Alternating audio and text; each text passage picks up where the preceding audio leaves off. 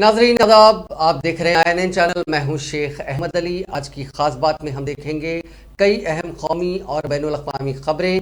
वज़ीर आज़म नरेंद्र मोदी ने आज शाहजहांपुर में गंगा एक्सप्रेसवे प्रोजेक्ट का संग बुनियाद रखा। उत्तर प्रदेश के प्रयागराज को मीरठ से जोड़ने वाला गंगा एक्सप्रेसवे यूपी का सबसे तवील एक्सप्रेसवे होगा। गंगा एक्सप्रेसवे के जरिए बीजेपी की नज़र उत्तर प्रदेश में होने वाले असेंबली इंतखाबात में वोटरों पर हो सकती है, लेकिन इस एक्सप्रेसवे के जरिए फिजाइया चीन के खिलाफ स्ट्रैटेजिक फायदा उठाने की नज़र में है। 594 किलोमीटर तवील 6 लेन एक्सप्रेसवे मशरकी और मगरबी यूपी के दिल्ली NCR से बेहतर राब्ते का रास्ता खोलेगा। मुल्क के सबसे तवील ऑपरेशनल एक्सप्रेसवे पूर्वांचल एक्सप्रेसवे का नवंबर में ही उत्तर प्रदेश में इफ्तिताह किया गया था।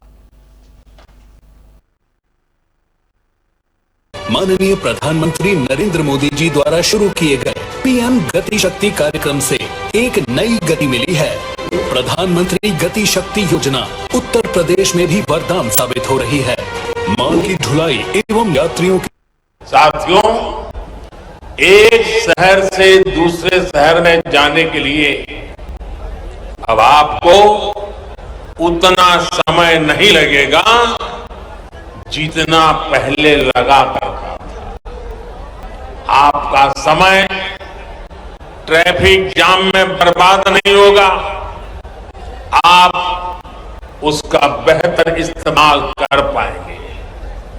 यूपी के 12 जिलों को जोड़ने वाला एक्सप्रेसवे पूर्वी और पश्चिमी यूपी को ही पास नहीं लाएगा, बल्कि एक तरह से दिल्ली से बिहार आने जाने का समय भी कम कर देगा। जब ये एक्सप्रेसवे तैयार हो जाएगा तो इसके आसपास उद्योगों का एक बहुत बड़ा क्लस्टर तैयार होगा, जो यहां के किसानों के लिए, पशुपालकों के लिए तो नए अवसर बनाएगा ही, यहां के MSMEs के लिए, लघु उद्योग के लिए भी नई संभावनाएं तैयार करेगा। विशेष रूप से फूड प्रोसेसिंग उद्योगों के लिए जो असीम संभावनाएं यहां पर बनेगी, उनसे किसानों की आय बढ़ाने में मदद मिलेगी। यानी किसान हो या नौजवान, ये सभी के लिए अनंत संभावनाओं का एक्सप्रेसवे है। साथियों, हार के बाद अमेठी में पहली पब्लिक मीटिंग से खिताब करते हुए कांग्रेस कायद राहुल गांधी ने कहा कि उनको जनता ने सियासत सिखाई है। उन्होंने कहा कि मैं आपका शुक्रिया अदा करता हूं। आज एक तरफ हिंदू खड़े हैं जो सच्चाई फैलाते हैं, दूसरी तरफ हिंदुत्ववादी खड़े हैं जो नफरत फैला रहे हैं। राहुल ने कहा कि मुल्क के सामने 2 सवाल हैं, पहला बेरोजगारी और दूसरा महंगाई। जब इस पर सवाल किया जाता है तो वजीर आजम नरेंद्र मोदी और वजीर आला योगी आदित्यनाथ जवाब नहीं देते हैं। ये नहीं बताते कि रोजगार क्यों नहीं मिल रहा। PM मोदी इसका जवाब नहीं देंगे। नरेंद्र मोदी के 2-3 पूंजीपति मित्रों के हवाले उन्होंने कर दिया। नरेंद्र मोदी जी 3 काले कानून लाए। नरेंद्र मोदी जी ने पहले कहा कि ये जो 3 कानून हैं, ये किसानों के लिए बनाए गए हैं, ये किसानों के हित के लिए कानून बनाए गए। बोला उन्होंने, बोला। 1 साल हो गया, हिंदुस्तान के सारे किसान एक साथ खड़े हुए, हर स्टेट में धरना की। 1 साल बाद प्रधानमंत्री कहते हैं मैं माफी मांगता हूं, मेरे से गलती हो गई। मैं माफी मांगता हूं, मुझसे गलती हो गई। गलती होने के बाद हमने पार्लियामेंट में सवाल पूछा, 700 किसान शहीद हुए, उनको आपने कॉम्पनसेशन दिया, उनकी आपने मदद की। पार्लियामेंट में जवाब मिलता है कोई किसान शहीद नहीं हुए, एक भी किसान नहीं मरा, हमें इसके बारे में कुछ नहीं मालूम। पंजाब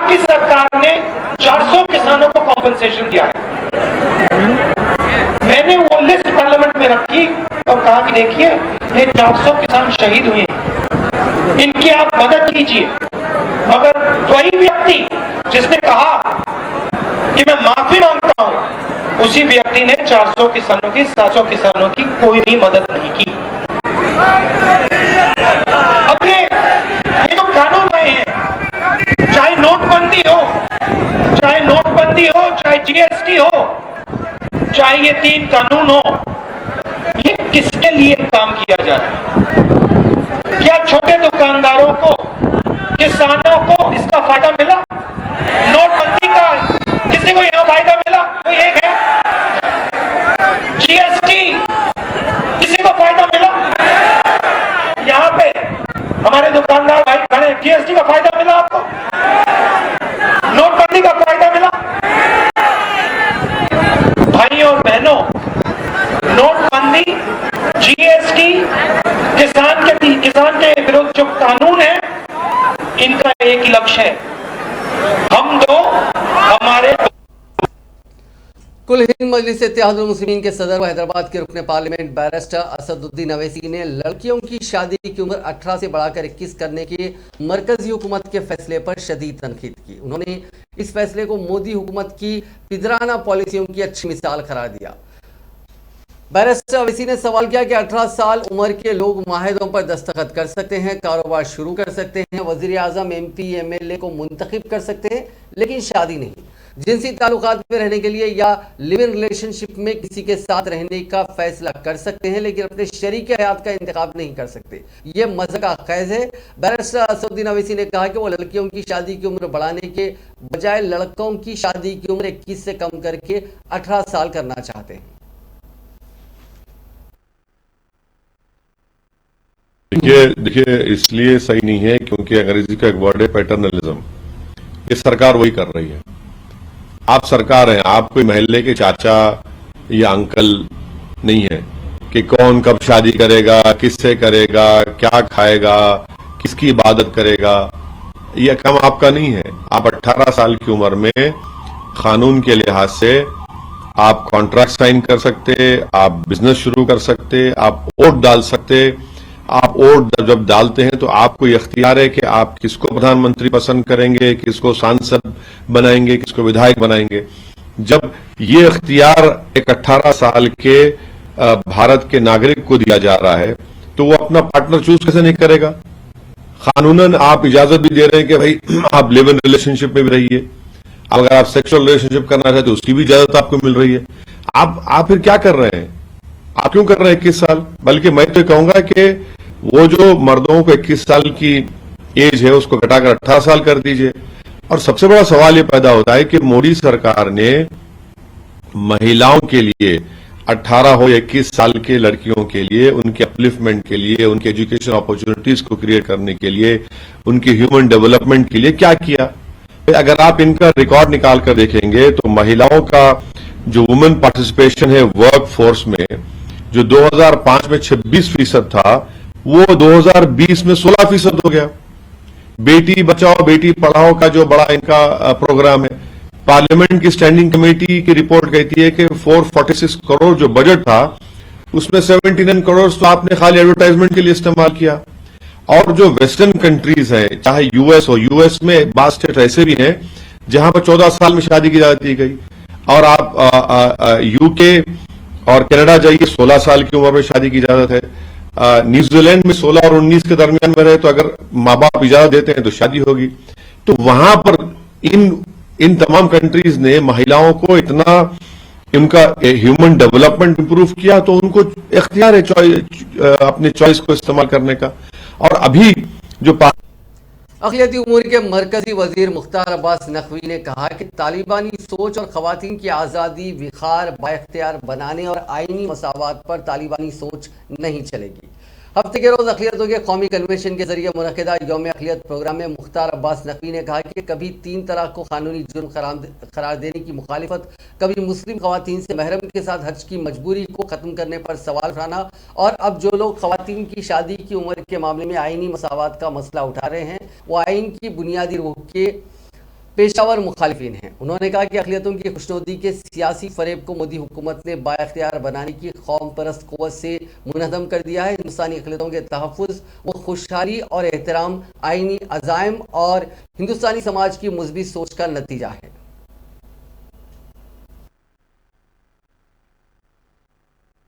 और एक बात बिल्कुल हिंदुस्तान के लोगों की तरफ से भी ये बात साफ है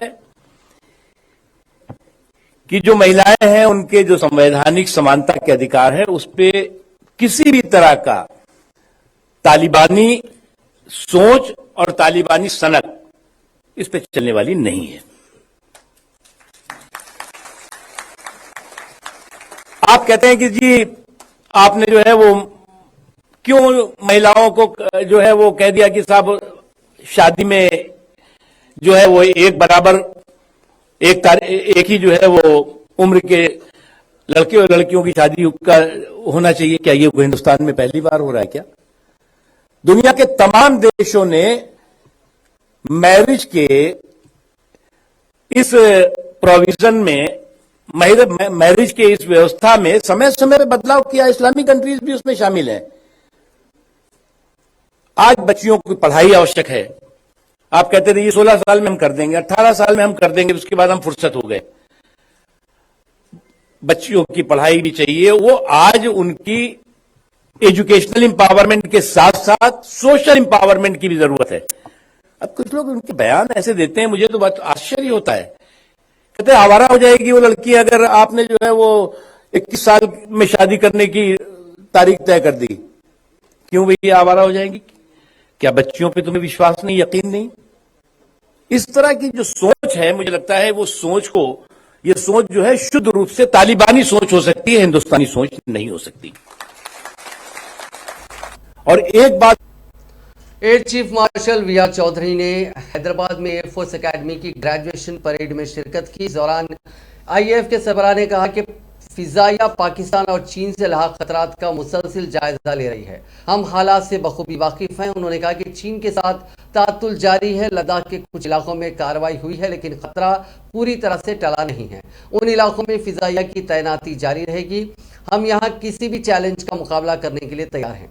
हैदराबाद के करीब दुंडीगल में एयरफोर्स एकेडमी की ग्रेजुएशन परेड से खिताब करते हुए वी.आर. चौधरी ने कहा कि फिजाइया तब्दीली के एक मरहले से गुजर रही है। राफेल जैसे कई नए लड़ाका तैयारे फिजाइया में शामिल किए गए हैं। 36 राफेल का माहिदा हुआ था जिसमें से 32 राफेल आ चुके हैं। बाकी 4 में से 3 तैयारे फरवरी में आएंगे। आखिरी तैयारी के लिए कुछ आजमाइशें बाकी हैं जो उसके खत्म होने के बाद सामने आएंगी। एयर चीफ मार्शल ने एयरफोर्स एकेडमी के कैडेट्स को सराहते हुए कहा कि आपका आला मियार मुस्तकबिल में महफूज और मौसर ऑपरेशंस की बुनियाद बनेगा। मुसल्लह अफवाज के शानदार विरसे को आगे बढ़ाने के लिए फिजाइया को नौजवान अफसरों की जरूरत है। उन्होंने एयरफोर्स एकेडमी के कंबाइंड ग्रेजुएशन परेड का जायजा लिया। इस बार फ्लाइट कैडेट्स के वालिदैन को कोरोना की वजह से CDP में नहीं बुलाया गया था। परेड खत्म होने के बाद कैडेट्स ने जश्न मनाया।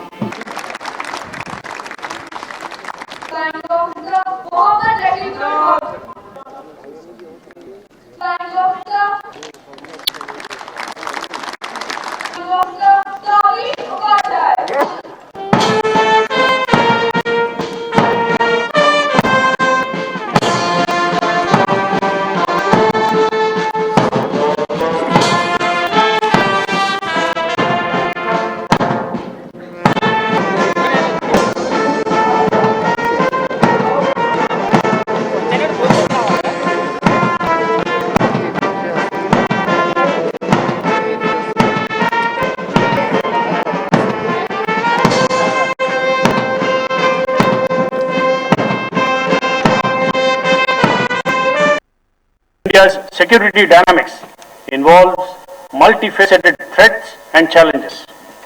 It will require us to build multi-domain capabilities and execute all our operations simultaneously and in shortened time frames. The Air Force has big expectations from you, as you will be the leaders who will steer the Indian Air Force and this country into the future. The Air Force is on the cusp of transformation into a highly potent Air Force with many new inductions like the Rafales, the Apache, the Chinook, wide variety of surface-to-air guided weapon systems and radars. Today, as you graduate and move into an environment that is challenging and technology intensive, the Air Force looks upon young and dynamic officers like you to carry forward the rich legacy of professional attitude, aptitude, and temperament shown by your predecessors. To be a good officer, you must have an overall appreciation of the nuances of all branches of the Indian Air Force. Therefore, the ability to understand the working of all branches, be it flying, technical, logistics, accounts, or administration, will complement your basic professional knowledge and help you in becoming a thorough professional. As officers, you must develop Amritsar के golden temple में हफ्ते के रोज गुरु ग्रंथ साहब की बेअदबी की कोशिश करने वाले नौजवान का कत्ल कर दिया गया। नौजवान ने मंदिर में सचखंड साहिब के अंदर बने जंगले को पार कर श्री गुरु ग्रंथ साहिब की बेअदबी करने की कोशिश की। उसने वहां रखी तलवार भी उठा ली थी। वहां मौजूद खिदमतगुजारों ने नौजवान को दबोच लिया। सेवादारों ने उसे फौरी शिरोमणि गुरुद्वारा प्रबंधक कमेटी के हवाले कर दिया। वहीं एसजीपीसी के ओहदेदारों का कहना है कि मंदिर में मौजूद लोगों ने ही नौजवान का पीट कर कत्ल कर दिया। मुलजिम नौजवान उत्तर प्रदेश का रहने वाला बताया जा रहा है। गोल्डन टेम्पल में सचखंड साहिब के अंदर हफ्ते की शाम करीब 6 बजे रहरास यानी शाम को किया जाने वाला श्री गुरु ग्रंथ साहिब का पाठ चल रहा था। रोजाना की तरह संगत वहां माथा टेकने के लिए पहुंच रही थी। सचखंड साहिब में श्री गुरु ग्रंथ साहिब के आगे सिक्योरिटी के तौर पर जंगला बना हुआ है और उसके अंदर सिर्फ पाठी बैठकर ही पाठ करते हैं।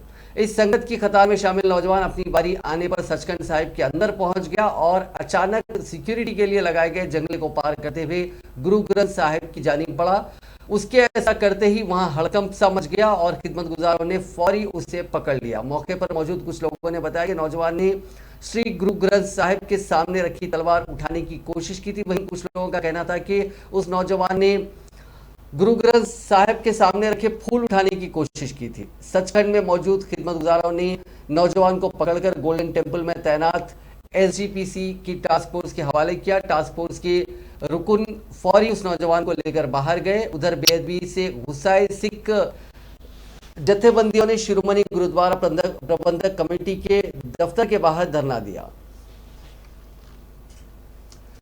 भारतीय किसान यूनियन के कायद गुरनाम सिंह चडूनी ने संयुक्त संघर्ष पार्टी बना ली है। मिशन 2022 की पंजाब में शुरुआत की है। इसका ऐलान चंडीगढ़ में आज प्रेस कॉन्फ्रेंस में किया गया। चडूनी ने कहा कि हमारा मकसद अमीर होना नहीं है। बीजेपी 5 रियासतों में इलेक्शन जीतती है तो बीजेपी बिल वापस लाएगी, ऐसा कोई इम्कान नहीं है। फिर ये बिल वापस आए तो किसान लड़ने के लिए तैयार हैं। पंजाब में हमारा किसी के साथ इत्तेहाद नहीं होगा और हम 117 सीटों पर लड़ने के लिए तैयार हैं।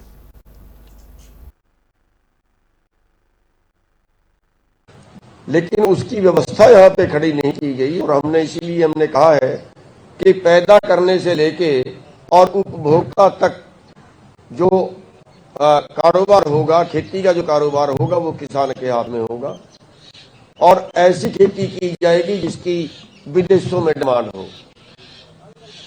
जैसे फूलों की खेती है, बहुत अच्छी खेती हो सकती है और मैं तो ये भी कहूंगा कि अगर यहाँ पे फीम की खेती करवानी शुरू कर दी जाए तो बहुत उन्नति कर सकता है पंजाब। मेरी बात को मजाक में मत लेना, मेरी बात को इस तरह से मत लेना कि नशा है फीम, लेकिन फीम के अंदर सबसे ज्यादा कमाई भी है राजस्थान में है सरकारी। अगर हम करें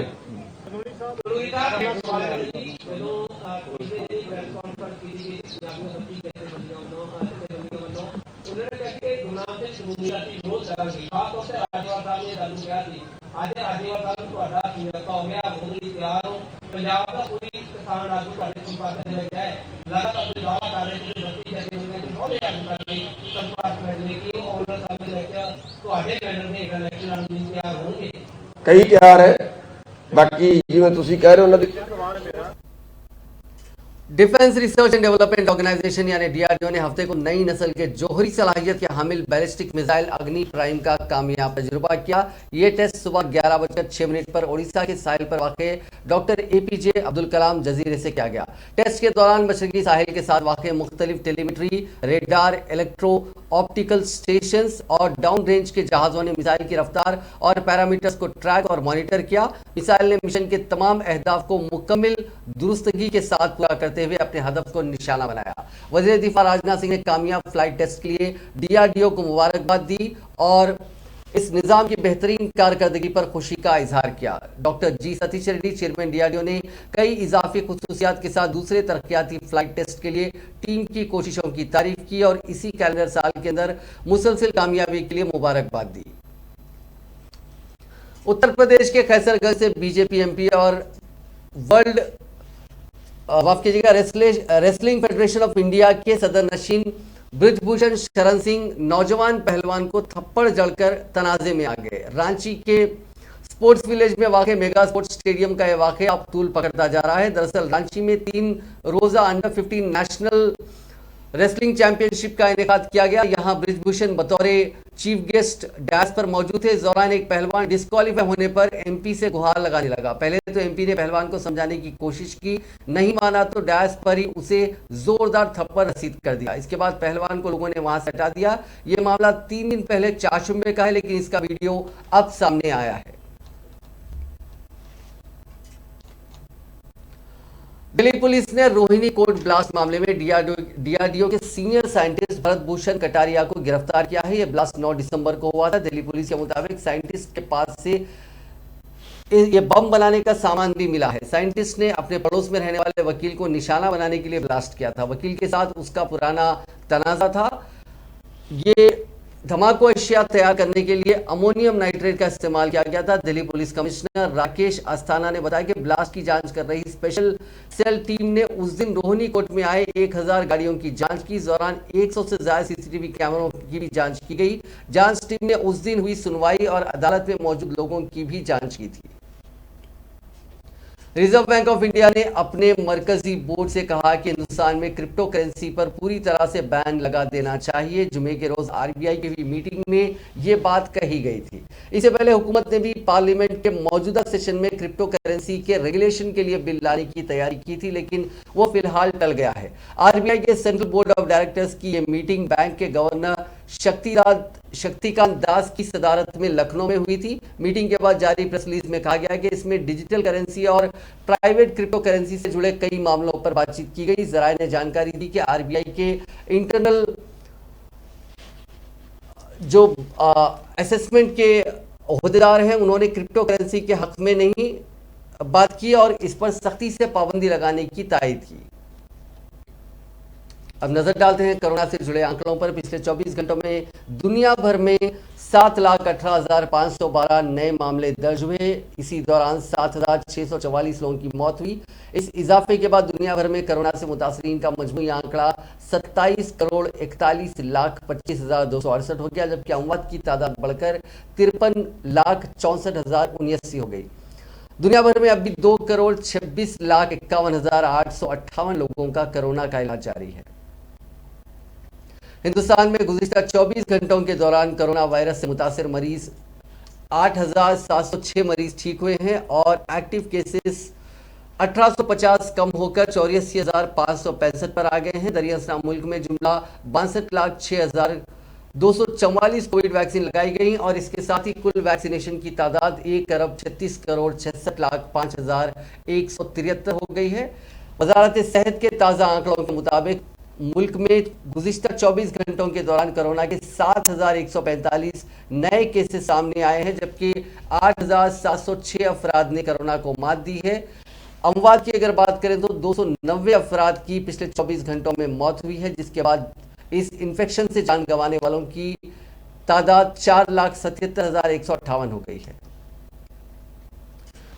ब्रिटेन ने ओमिक्रॉन के 3,200 नए मामले दर्ज होने की बात कबूल की है। ये ओमिक्रॉन की पहचान होने के बाद ब्रिटेन में एक दिन में मिले सबसे ज्यादा केसेस हैं। यहाँ नए वेरिएंट के जुमला मामले 14,909 हो गए हैं। ब्रिटेन की हेल्थ सिक्योरिटी एजेंसी ने भी कहा कि मुल्क में पिछले 24 घंटों में 93,045 कोरोना के केसेस दर्ज कराए गए हैं। लगातार तीसरे दिन यहाँ सबसे ज्यादा मामलों का रिकॉर्ड बना। इसके साथ ही मुल्क में कोरोना के जुमला 1,19,00,000 केसेस हो गए हैं। फ्रांस में जुमे के रोज 65,000 से ज्यादा कोरोना के केसेस सामने आए।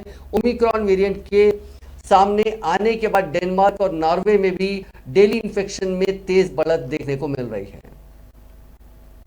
हिंदुस्तान की 3 रियासतों में आज ओमिक्रॉन के जुमला 18 नए मामले दर्ज किए गए हैं। इनमें महाराष्ट्र में 8, कर्नाटका में 6 और केरल में 4 ओमिक्रॉन मुतासिर मिले हैं। मुल्क में सबसे ज्यादा ओमिक्रॉन के मुतासरीन महाराष्ट्र में है, जहां उनकी तादाद 48 तक पहुंच गई है। मुंबई में 4, सतारा में 3 और नागपुर में 1 केस मिलने की तस्दीक हुई है। वहीं कर्नाटका में मिले 6 केसेस में साउथ कन्नड़ जिले के 2 मेडिकल इंस्टीट्यूशंस में पाए गए हैं। मुल्क में अब ओमिक्रॉन के मरीजों की मजमूई तादाद 131 हो गई है। हिंदुस्तान में अब जल्द ही कोरोना की तीसरी लहर से मुतालिक पेशन गोई कर दी गई है। नेशनल कोविड-19 सुपर मॉडल कमेटी का कहना है कि मुल्क में इस वक्त रोजाना तकरीबन 7,500 नए केसेस सामने आ रहे हैं, लेकिन ये नंबर ओमिक्रॉन की वजह से बहुत जल्द बढ़ सकता है। सुपर मॉडल कमेटी के चीफ विद्यासागर ने एक बयान में कहा कि ओमिक्रॉन वेरिएंट की वजह से मुल्क की कोरोना की तीसरी लहर जरूर आएगी, लेकिन यह दूसरी लहर के मुकाबले में कम असरअंदाज होगी। विद्यासागर ने एक न्यूज एजेंसी को इस बारे में जानकारी देते हुए बताया कि कोरोना की तीसरी लहर आइंदा साल की शुरुआत में आने का इम्कान है। विद्यासागर ने तीसरी लहर के ताल्लुक से वजाहत पेश करते हुए कहा कि टीकाकारी का अमल जारी है, इसलिए ओमिक्रॉन वेरिएंट का असर दूसरी लहर की तरह देखने को नहीं मिलेगा। लेकिन यह भी सच है कि जैसे ही ओमिक्रॉन वेरिएंट का डेल्टा की जगह लेना शुरू कर देगा, रोजाना नए केसेस की तादाद तेजी के साथ बढ़ जाएगी। IIT हैदराबाद में प्रोफेसर विद्यासागर का कहना है कि तीसरी लहर आने पर अगर हिंदुस्तान में हालात बहुत खराब हालात में पहुंचे तो रोजाना 2 लाख से ज्यादा नए मामले नहीं होंगे। उन्होंने कहा कि मैं इस बात पर जोर देता हूं कि यह अंदाजा है, पेशन गोई नहीं। हम पेशन गोई कर सकते थे, लेकिन अगर हम जानते कि हिंदुस्तानी आबादी पर वायरस का बर्ताव कैसा रहेगा। हमारे तजदिए के मुताबिक सबसे खराब मंजरनामे में भी रोजाना 1,70,000 से 1,80,000 के करीब केसेस आएंगे। ये दूसरी लहर के रोजाना दर्ज केसेस के मुकाबले में आधे से भी कम है।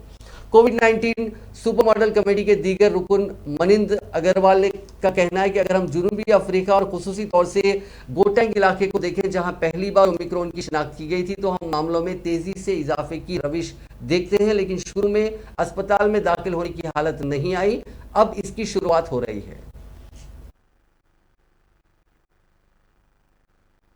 Time to avoid non-essential travel. Number 1. Pakistan की माशी दारुल-हुकूमत कराची में हफ्ते के रोज लगातार 2 धमाके हुए। इसमें अब तक 14 लोगों की मौत हो चुकी है, कई जख्मी हैं। मलबे में दबे लोगों को निकाला जा रहा है। रेस्क्यू ऑपरेशन में लगी टीम के साथ पाकिस्तान रेंजर्स और पुलिस एहलकार भी मौजूद हैं। जख्मियों का इलाज जिन्ना पोस्ट ग्रेजुएट मेडिकल अस्पताल में किया जा रहा है। पाकिस्तानी मीडिया रिपोर्ट्स के मुताबिक धमाका कराची के शेरशाह इलाके के पराठा चौक के पास दोपहर 1:30 बजे हुआ। ब्लास्ट में एक प्राइवेट बैंक की बिल्डिंग ढह गई। इमारत का एक बड़ा हिस्सा नाले में समा गया। दूसरा ब्लास्ट रेस्क्यू ऑपरेशन के दौरान हुआ। हालांकि इसकी कैपेसिटी पुराने धमाके जितनी नहीं थी। धमाकों में बिल्डिंग के पास खड़ी गाड़ियों को बहुत नुकसान पहुंचा। जेसीबी की मदद से रेस्क्यू ऑपरेशन चलाया गया। अब बात करते हैं टीम इंडिया की, जो कि साउथ अफ्रीका में है। टीम इंडिया से मुतालिक BCCI ने एक वीडियो आज पोस्ट किया है। इस वीडियो में टीम इंडिया टेस्ट और वनडे सीरीज खेलने के लिए साउथ अफ्रीका पहुंच चुकी है। 3 मैचों की टेस्ट सीरीज का पहला मुकाबला 26 दिसंबर से शुरू होगा। BCCI ने हिंदुस्तानी टीम के पहले प्रैक्टिस सेशन का एक वीडियो सोशल मीडिया पर पोस्ट किया, जिसमें टेस्ट कैप्टन विराट कोहली और head coach Rahul Dravid team के साथ फुटबॉल खेलते नजर आ रहे हैं। BCCI और कोहली के बीच चल रहे तनाजे के बीच कोहली प्रैक्टिस सेशन में एक्शन में नजर आए। उन्होंने जमकर ट्रेनिंग की और कोच द्रविड़ के साथ जमकर मस्ती भी की। प्रैक्टिस सेशन के दौरान टीम ने काफी वक्त तक फुटबॉल और वॉलीबॉल खेला। खेल के दौरान द्रविड़ और कोहली कई बार एक दूसरे से हैंडशेक करते और हंसी मजाक करते नजर आए। इतना ही नहीं, द्रविड़ और विराट की टीम के बीच एक मुकाबला भी हुआ। BCCI की जानिब से जारी किए गए वीडियो में टीम के स्ट्रेंथ एंड कंडीशनिंग कोच सोहम देसाई ने कहा कि 3 दिन तक हम मुंबई में कड़े क्वारंटाइन में थे। 10 घंटे की लंबी फ्लाइट के बाद हम यहां पहुंचे और 1 दिन तक फिर क्वारंटाइन में रहे। अभी खिलाड़ियों ने रनिंग के अलावा स्किल्स पर ज्यादा जोर दिया है।